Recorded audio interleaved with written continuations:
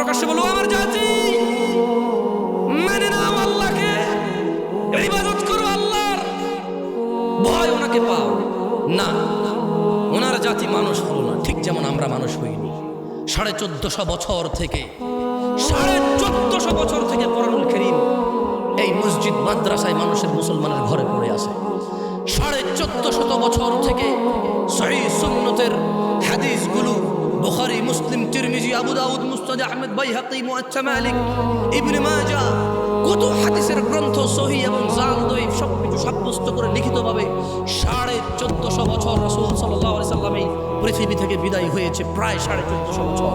তখন থেকে ইসলাম জীবিত ছিল সাহাবাদের মাঝে, তাবেঈ, তবে তাবেঈ, লিখিত আকারে সব সময় ইসলাম ছিল।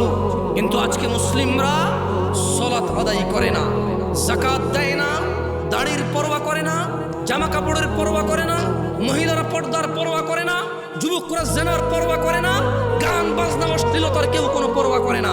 যেমনটা নূহ আলাইহিস সালামের জাতিকে তিনি যতই দাওয়াত দিয়েছে, তারা তত জিদ করেছে, তত জিদ করেছে, তত জিদ করেছে, কানে আঙুল দিয়েছে, শুনেনি। আমার কেন জানি মনে হয় এই মুসলিম জাতি মুহাম্মদ সাল্লাল্লাহু আলাইহি সাল্লামের শিক্ষা থেকে অনেকটাই দূরে সরে গেছে। এখানে বসে থাকা লোকের দিকে দেখলেই তো বুঝবেন, ফজরে যাওয়া মসজিদ খালি দেখেই তো বুঝবেন যে আল্লাহর নবীর দাওয়াত থেকে তারা কতটা সরেছে, কতটা বিমুখ, কতটা কেয়ারলেস, কতটা পরোয়া করে না, তাওয়াক্কাই করে না যে সালাত আদায় করতে হবে, এটা ফরজ। কেউ আর ধর্মকে তো ভালোবাসে না।